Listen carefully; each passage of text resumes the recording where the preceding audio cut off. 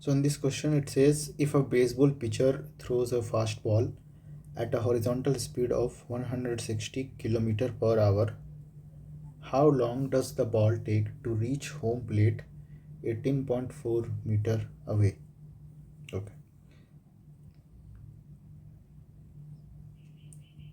So here the horizontal speed given as, let's write it as V,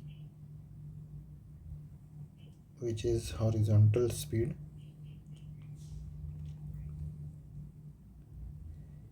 It is given as 160 km per hour. So it's better to convert it into meter per second because the distance is also given in meters.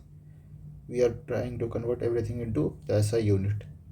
So we just multiply this with 5 by 18 to convert it into meter per second. Now we will get a value of 44.44 meter per second. Now the distance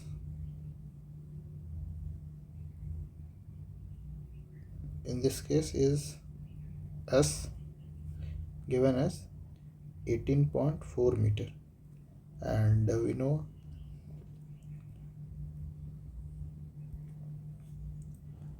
S equal to UT. I can write the full equation if I want. For example, UT plus half AT square, but since here there is no acceleration and it's just saying that it is moving at a horizontal speed of 160 km per hour, we will assume that the ball is moving at a constant speed. If it is moving at a constant speed, in this case the acceleration is 0.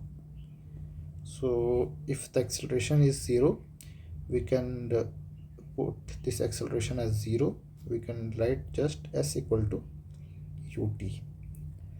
From above we can put S as 18.4 meter equal to U or V, in this case the horizontal speed, we can write it as 44.44 meter per second into the time, which is T.